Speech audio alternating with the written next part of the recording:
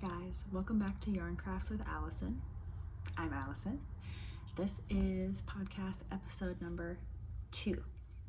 So I have some finished objects and some new cast-ons and some whips and some acquisitions today. So we'll go right into it. So I'm going to start with finished objects. So the first thing is my brown socks. I finished the second one maybe like a week and a half, 2 weeks ago. I've worn these like 6 times. I've been wearing them to bed. It's been a heat wave here, so I'm wearing sandals during the day, but I have been wearing these to bed. They're so soft. They are 100% wool, so I'm interested to see how these will wear. They're quite soft, so I've already got some pilling and things, but like, they're socks. I don't really care. They're not super, they're kind of like crew length socks, crew height socks. I guess crew length would be accurate, whatever. But yeah, I finished these. Maybe it was last weekend I finished. Yeah, because I posted a short about how the second sock was ready to be grafted. So I've been wearing these a lot. I actually had to pull them out of the wash to show them to you. So just a vanilla sock, not a whole lot to say about them, but I really like them. They fit me really well. So that is finished object number 1. Finished object number 2. I finished this little flax sweater for my son. So this is there we go. This is the flax sweater by Tin Can Knits in the size 2 to 4 years, I think. Yes. It's in Passion Yarns. Oh, those socks were Malabrigo sock. I forgot to say. I don't remember the colorway, and I don't think I have this scrap with the label here. This is Passion Yarns Blazing Orange. Blazing Orange. I really enjoyed this yarn. Just a nice tonal. I love tonal yarns. So this is it. It's got the detail down the sleeve of this little garter stripe. Wow, here, let's see. There's a garter panel down the side of the sleeves, and it fits him so perfectly. I put pictures up on my Instagram, Yarn Crafts by Allison, of him wearing it. I don't show my kids' faces online, but I put a picture of the sweater. So it fits him exactly how I wanted it to. The sleeves are a little bit long, but he's also not going to be wearing it for a few months because it's a heat wave right now in Ohio and lots of places. It's been mid-90s and like a heat index of 100 degrees for like a week. This is the first day it's been in the mid-80s, so it like somehow feels kind of cool outside, which sounds ridiculous. So he won't be wearing this for a little while, so I made the arms intentionally a little bit long, so right now it fits him. He could totally wear it right now. The sleeves just kind of pool up just a little bit at his wrists, but it looks so cute on him, and he actually really liked it. I wasn't expecting him to really care at all because he's not even 2. He'll be 2 in September. But I put it on him. I took a few pictures. He really liked it, and I took it off him, and he was going, "Sweater, sweater, sweater," in his little baby talk voice. It was like sad that I took it off him. So I thought that was really sweet. So this is totally finished, all 1x1 rib finishings. I did a sewn tubular bind off. So yeah, love it. I've never thought I would make myself a fingering weight sweater, but I love the material so much, and it feels so nice. I'm considering making myself a fingering weight like t-shirt, maybe with one of these yarns that I have acquired that I'll show you later. But so this is my flax sweater. I can't wait for him to wear that. And then my last, oh, I think I said I had 2 finished objects. I have 3. So this is a whole cardigan that all the knitting is done. There's some finishing things I have to do still. And it's also technically still damp because it's been blocking for 2 days and it's been so humid here that it's still not dry. But I wanted to, I mean, it's not like soaking wet, but I wanted to show it because in my last podcast, I showed all my whips and I said, I'm not gonna cast anything on until I finish some more projects. And then 3 days later, I went on a camping trip with my dad and my sisters and brought this yarn and cast it on a whole cardigan. And for like a week or 2, I was only working on this. And then I started sprinkling in, I finished the orange sweater, I finished the socks, started another pair of socks. But so this is based on the Roberval I just used. So originally I was very ambitious and I was like, I'm just gonna cast on a back panel and just do a drop shoulder and I'm just gonna wing it. And I quickly went, I just don't want to have to like put in the brain power for this. So let me just find some stitch counts so that I don't have to do that. So I pulled this, I've made this pattern once before. I mean, I didn't really make the pattern. So it's this really pretty, I don't think you can really see that very well, but there's like a whole, excuse my injured finger. There's a whole bunch of like texture and stuff in here. I literally just did enough to get a gauge swatch, figured out what my gauge was, and then did the math to figure out what size of this I should cast on, because my gauge isn't even close to this either. But I just did the math and cast on, I think I cast on size medium. I don't even remember now.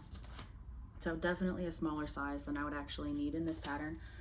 But I just needed the stitch counts and to set up the raglan, and then from there I just did my own thing. I didn't do any texture. It's all stockinette with 2x2 rib that has like a mandarin fold over collar, and it's got a whole texture panel, and so I didn't do any of that. But so this is 100% wool. I'm gonna put it on, hopefully not like stretch it out at all because it is still a little bit damp. It ended up a little bigger than I strictly wanted it to be. However, I don't think I mind it, to be honest. So I did these little, I did buttonholes on the button band. I haven't attached the buttons yet. Actually, I have them here. Let's see, these are buttons I got at Joann's right before they closed. So they're these like brownish, they're tortoise shelly kind of buttons. They're all slightly different. So there'll be 6 buttons down the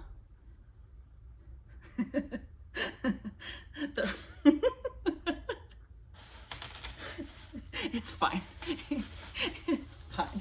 So there'll be 6 buttons down the side. I did 2x2 finishes. It's a V-neck, just a big cozy sweater for me to wear in the winter when my house is cold, because we have an old house and it's drafty. All right, I'm gonna take this off because it is still kind of damp and it does not feel pleasant. So I was worried that I wouldn't want to wear this against skin. I was kind of thought it would be a little bit prickly, but it's really not. I'm really, really pleased. Like, I'll be able to wear this like over a tank top if for some reason the mood strikes me. So I'm really pleased with this. I don't have a name for it. It's just a cardigan I whipped up. So I have some ends to weave in and buttons to put on, and I'm gonna have to go lay this flat again after I'm done here so that it can dry the rest of the way.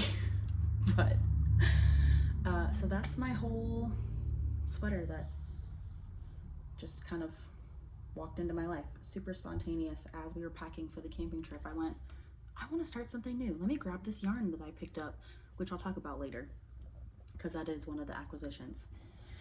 And that's a whole story too, but we'll get there. So let's see.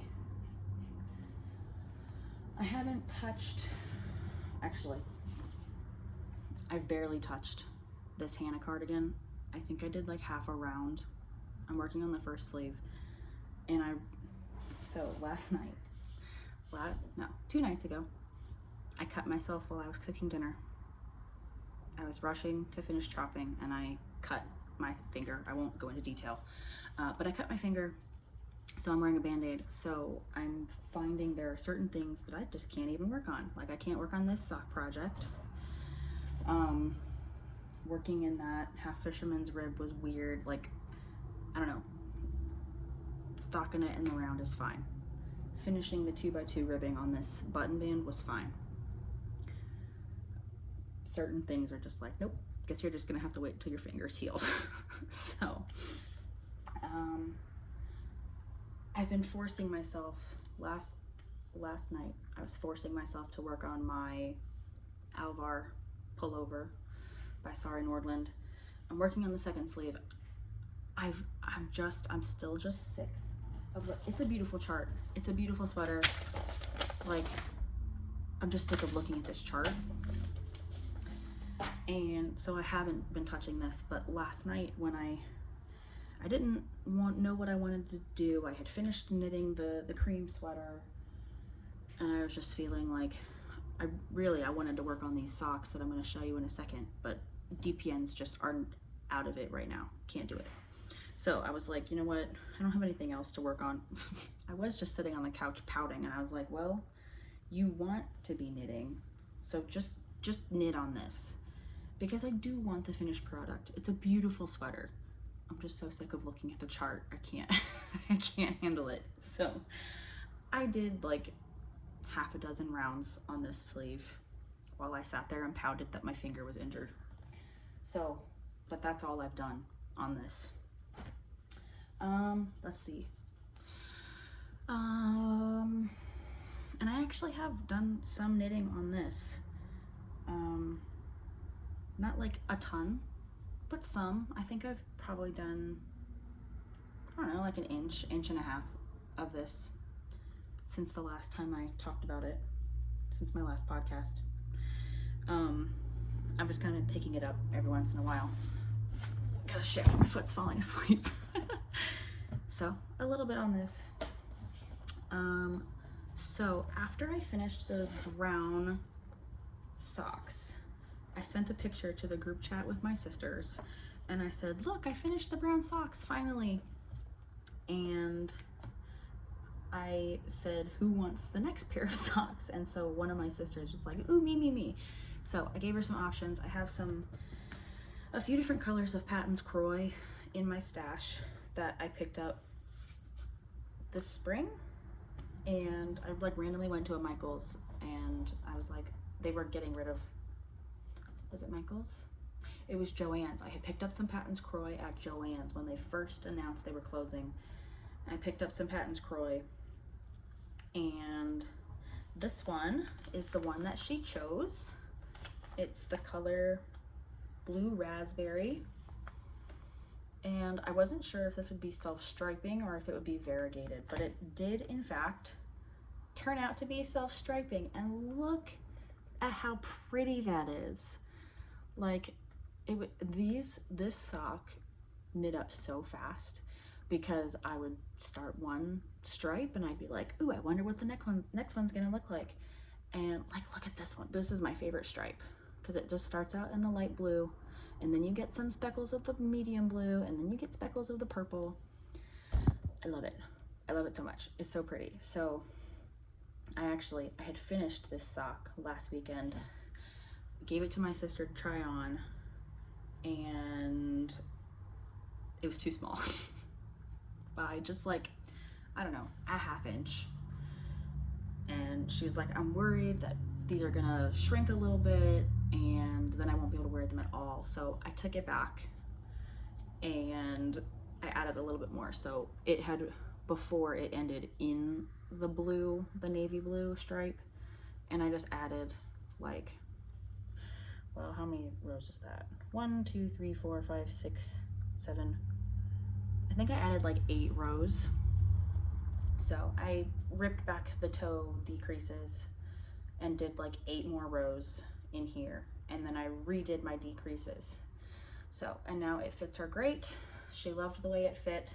So now I'm working on the second one, but my poor finger is keeping me from working on it. And I thought about making it identical, like starting exactly where I started with this one, but I was like, nope, I'm just gonna cast on with the first ball. So I had 2 balls of this, and I don't know if I have the scrap from the first skein.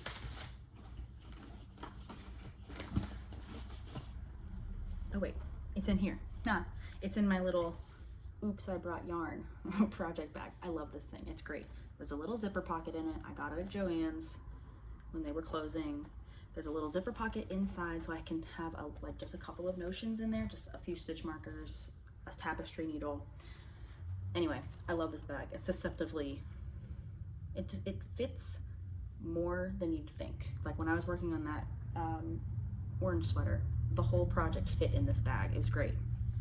Anyway, this is what I had left of the first ball, and just to keep myself from having to weave in more ends than I needed to, I just decided I'll pull from this one and just save this, and then whatever I have left over here, I'll just make them into one ball and figure out something scrappy. I've been saving my like fingering weight scraps to do something fun, like some scrappy, weird, wacky socks or something. I don't know yet. But I just pulled from this ball and said, okay, they'll coordinate. They won't look identical, but that's okay. That's very much my sister's vibe, like in the best way. So those are my blue raspberry socks. And again, just a vanilla sock. She said she wanted it taller than the brown socks. When I asked her how high she wanted the leg, she said she wanted it a little longer than my brown ones. So that's what we're doing now, and these are just kind of on hold until I no longer have to wear a band-aid on my little finger. So my last cast on, so I cast this on this morning because I was still kind of feeling sorry for myself, and none of these projects are really in a good spot for, aside from this, really in a good spot for me to knit.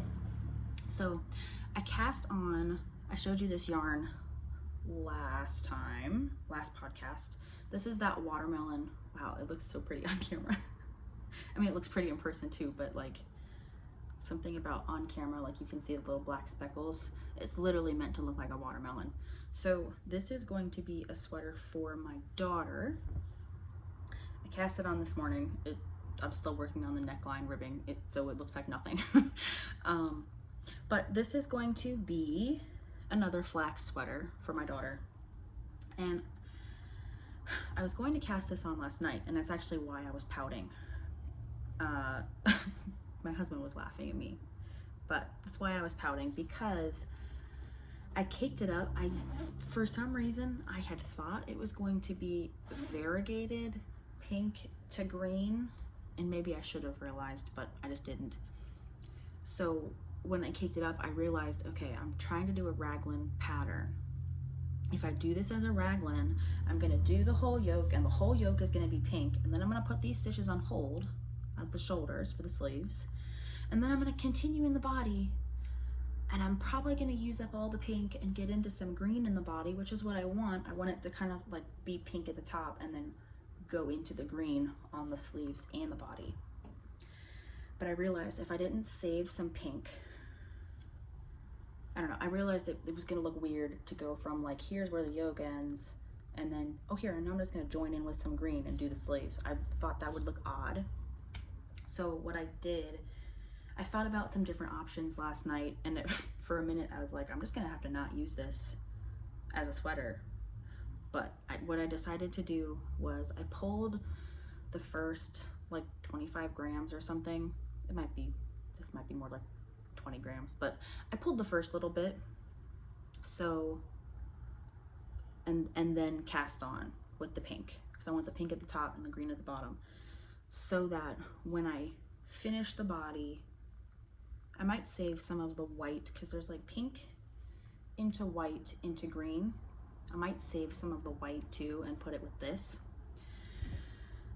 so that I can then, when I join in the sleeves, I have some pink to make a little bit more of the pink sleeve, and then it'll just have to be a hard cut, not a hard cut, a hard transition from the pink to either the white or the green. I haven't decided yet, and I'll just have to be okay with that. Which this is, I had talked about it, this is meant to replace a sweater that I had made for my daughter that was all kinds of neon colors. It was yellow and pink and blue, and it was just, I didn't do any yarn management, so the color, there was color pooling, it was crazy. But my daughter loved that sweater, and it felted in the wash, and so this is kind of meant as a replacement for that. So if there's some weird color pooling, that's okay. I just really don't want the green to start like in the armpit. I want there to be a little bit more of the pink. So that's the goal here, just to get me a couple inches on each sleeve and then transition it to green. So that was a lot of words to talk about this project, but that's okay. So I'm sure I'll be making shorts as I make this one, so I'm sure I'll be putting out little things about it. So that's all I'll say about that, because I feel like that was a really like manic description that I just made. So let me put this stuff away in my bag. And then, so the last thing I have to talk about, I think that's everything. Okay, so we're gonna move on to acquisitions. So, pardon, my tank top is doing something weird. So the last thing I have to talk about, where did this needle come from? I don't know, it's just over here on the floor. Anyway, so I had mentioned, I think in my last video, I mentioned that I had a bunch of this yarn from Hobby Lobby, but I didn't want to take the extra time to talk about it last time. So my sister and I had gone to one of the Hobby Lobbies near us and saw a bunch of yarn on clearance. So I think I got like 4 or 5 of these. This is the yarn that I made that cardigan out of. But I love this wool, the naturals, and they're discontinuing it, which now that I've used it, I'm really sad, because I really like this yarn actually. It's really inexpensive. I mean, it was inexpensive to begin with, and it's reduced to $1.74 per skein. So I bought every single one they had. And this is the color Ivory. I got 4 or 5 of them, I think. And this is the umber color. I got 4 of these. There were 4 of these and 5 of these. That's what it was. And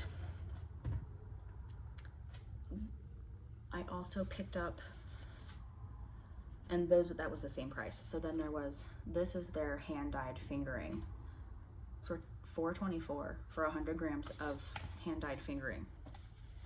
So this is the color Lavendaria, and this is the color Flamenco. It's this really pretty like light pinks and ivories, and there's like blue speckles all in it. It's really, really pretty. So I had 2 of these, 4 of these, and 2 of these, I think. I can't remember the exact numbers. But basically, I didn't have enough of any of these to make a garment. So the 2 days later, we went to another Hobby Lobby that's near us just to see if they had more of these yarns. And they did, which was so exciting because I was able to get, I think I got 5 of this the first day and I got 4 the second day. And they didn't have more of this umber color, but they had, this is the color Cocoa.